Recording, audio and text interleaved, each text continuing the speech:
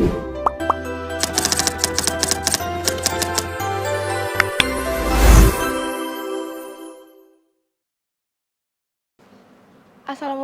warahmatullahi wabarakatuh. Shalom, Om Swastiastu, Namo Buddhaya, salam kebajikan, dan salam multikultur.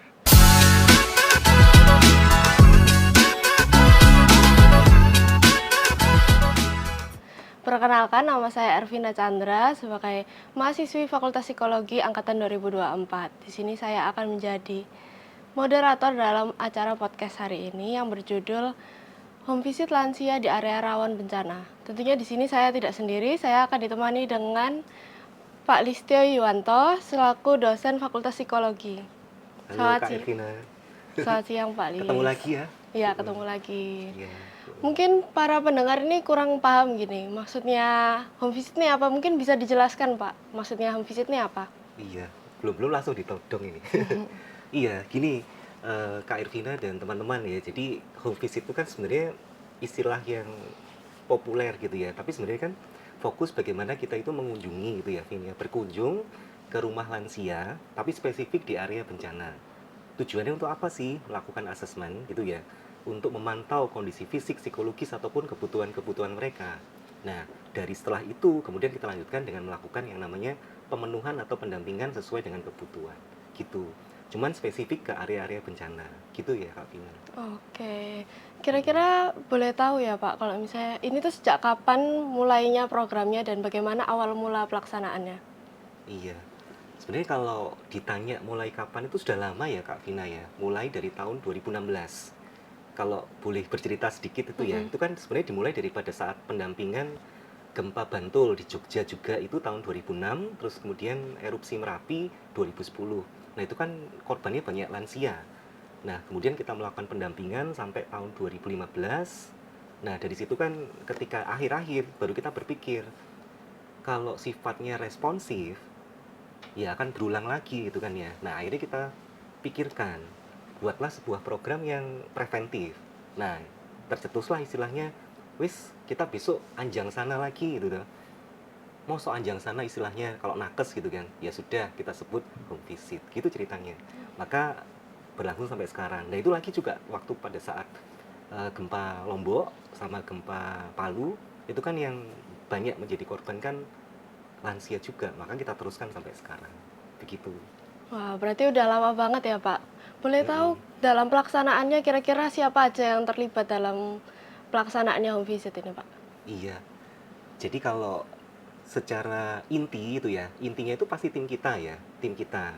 Intinya dari mahasiswa juga, terus teman-teman dosen juga gitu ya. Dari mulai angkatan 15 sampai kamu kan juga ya. Iya toh? Nah, Iya. terus kemudian itu yang dari kita, terus kemudian yang dari komunitas. Terus kemudian komunitas itu ada tetangga gitu kan ya, ada relawan lokal, terus kemudian ada orang-orang pemerintah, terus ada orang posyandu lansia, terus juga ada orang-orang puskesmas, meskipun di sana kan juga harusnya ada psikolognya tapi belum banyak itu ya. Terus ada juga babinsa gitu kan, tentara, terus ada juga yang disebut sebagai apa ya, tim yang melihat itu loh, jaring sosial. Nah itu sebenarnya. Nah itu seringkali kalau kita turun bersama itu istilahnya disebut giat. Kalau kita sebut namanya home visit lansia, kalau mereka bareng-bareng sama kita turun juga disebut giat.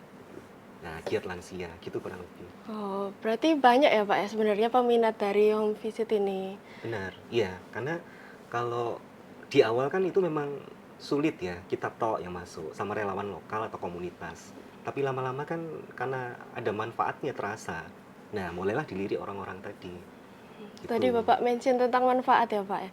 Iya. Kira-kira manfaatnya terhadap kesejahteraan psikologis lansia apa aja Pak?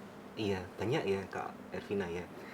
Pertama itu dicoba dibayangkan, lansia sendirian itu kalau kita kunjungi kan seneng toh. Nah, ada rasa dirinya bermakna lagi, dianggap bahwa dia masih ada. Terus kemudian dua, kesepiannya berkurang. Terus dia merasa bahwa dia punya teman cerita. Nah, yang paling utama adalah dia lansia-lansia di area bencana itu kan juga berapa kali mengalami bencana. Terus kemudian ya ada istilahnya disebut sebagai post traumanya juga muncul. Nah, dari situlah kemudian kita dampingi. Nah, pendampingan itu bermanfaat untuk apa? Paling tidak dari post trauma menjadi post trauma growth. Nah, gitu kan. Menjadi lebih bagus kondisi kesejahteraan psikologisnya. Wah, menarik banget ya berarti Heeh. ya, Pak. Kira-kira tantangan apa ini yang muncul dalam pelaksanaannya home visit, Pak? Ini kalau ngomong tantangan mesti pikirin. Iya, gini, tantangan itu lokasi ya. Karena biasanya kan ke pelosok, terus infrastrukturnya juga terbatas. Kadang kita ke sana naik kendaraan terus jalan gitu loh. Terus Mhm. kemudian sosial budaya kadang berbeda. Nah, ketika sosial budaya yang berbeda, itu kita membutuhkan relawan lokal. Sehingga apa? Kita bisa tahu karakteristik budayanya seperti apa, kita bisa masuk. Terus kemudian juga ada manfaatnya untuk apa ke depan. Kalau pas kita nggak bisa home visit lagi, nah relawan-relawan lokal ini yang melakukan home visit lanjutan. Terus kemudian tantangan berikutnya adalah ini kesadaran lansia juga kadang tidak terlalu bagus gitu loh. Jadi kalau sudah kesepian ya sudah wis kesepian ya biar sampai meninggal. Ini kan terenyuh tuh Iya, ya. kasihan. Nah, terus kemudian tantangan berikutnya ya kadang ada keluarganya, tapi setelah dikomunikasikan, diajak konseling begitu, ya sudah begitulah. Kalau sudah waktunya ya sudah, lansia ya sudah begitu. Nah, ini loh, ini agak sulit. Kadang-kadang kita sudah melakukan pendampingan, melakukan ke keluarga juga, tapi mereka juga nggak mau. Nah, terus ada juga tantangannya yaitu adalah keuangan. Ya toh? Mhm. Karena dari mereka rata-rata itu ekonomi bawah. Nah, ketika ekonomi bawah mau diajak ke paskes gitu ya, itu selalu ngomong nggak punya uang. Nah, itu akhirnya kita buat model kesepakatan dengan posyandu lansia. Nah, mereka yang ke rumahnya. Itu Mas. Itu tantangan sebenarnya di awal. Gitu Kak Vina.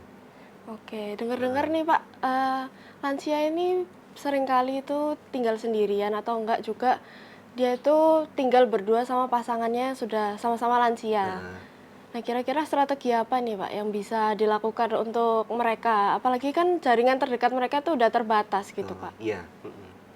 Iya, kalau kondisi demikian itu yang kita ya harus menjadi agent itu malah tetangganya itu ya. Jadi kita buat yang namanya itu adalah kawan dekat. Jadi tetangganya yang kanan kiri atau depan yang masih punya kepedulian itu kita ajak. Pak, Bu, itu depan itu ada mbah atau ada bapak ibu yang sendirian sudah tua.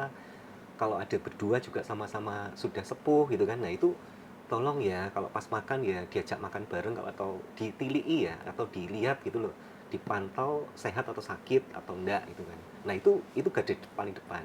Terus ada juga yang namanya relawan lokal. Nah, relawan lokal ini itu kita latih gitu kan.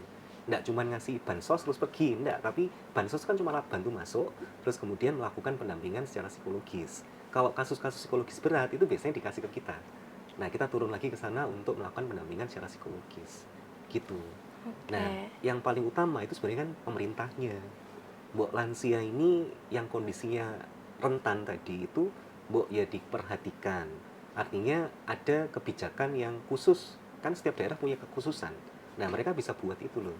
Beberapa tempat itu sudah ada namanya apa ya? Pak Cari itu ya. Kalau kita ngomong di desa ada Pak Cari. Nah, kadang-kadang Pak Cari ini yang punya inisiatif. Nah, yang seperti ini loh yang kita cari, ya kan? Kolaborasi antara akademisi, terus kemudian komunitas, kemudian dengan pemerintah, gitu. Oke. Iya. Sebagai tim pelaksana kira-kira ada nggak Pak, pembelajaran atau pokoknya pembelajaran atau insight-insight yang Bapak rasain pas di sana? Apalagi Bapak kan turun secara langsung ya, Mm-mm. berbicara langsung dengan para lansia, ada nggak Pak? Iya, jadi memang lansia itu rentan ya di area bencana itu memang rentan, tetapi ada juga yang tangguh sebenarnya. Ini pengalaman pada saat erupsi 2010. Kita tidak punya makanan loh itu. Terus kemudian Mhm. depan itu masih banyak jenazah yang belum kita evakuasi itu ya. Nah, lapar, hujan, terus akhirnya ada lansia namanya Pak Udi dan Bu Udi. Ngajak ke rumahnya mereka ngasih makan gitu. Ya, itu contoh. Itu meskipun Pak Udi dan Bu Udi kan meninggal 2015 ya, tapi selama dari 2010 sampai 15 karena mereka itu masih punya support sosial.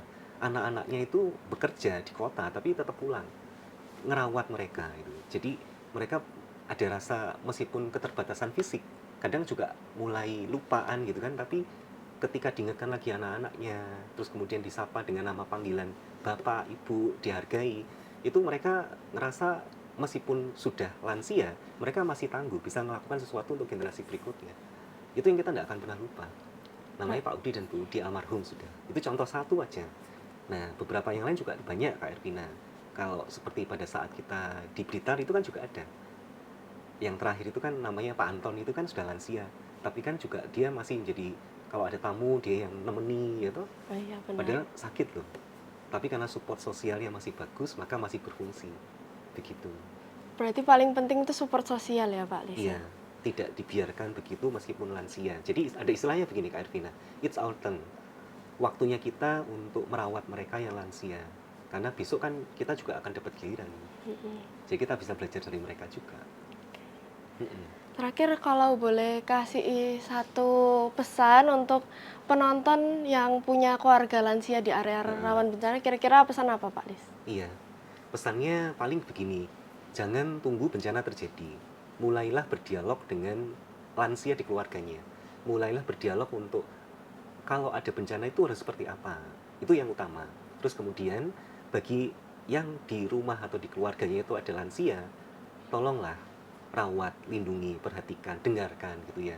Jangan dianggap mereka itu sudah tidak punya fungsi terus kemudian kalau ada sesuatu yang salah terus kemudian jadi salah-salahan gitu ya. Karena mereka juga punya perasaan. Jadi intinya lansia itu harus dirawat dan dilindungi agar mereka sejahtera secara psikologis. Sehingga apa? Nanti di masa senjanya itu mereka bahagia. Wah, menarik Gitu, Mbak. banget. Oke. Terima kasih atas pembelajaran, insight-insight yang udah diberikan ya Iya. Pak Lis. Iya, Semoga Kak Elvina. kita yang menonton podcast hari ini bisa semakin terbuka wawasannya terkait kesadaran terhadap kesehatan mental psikologis lansia ya. Ya, Oke, terima kasih, Kak sekian Elvina. dari kami. Sampai jumpa di episode berikutnya. Dadah. Ya.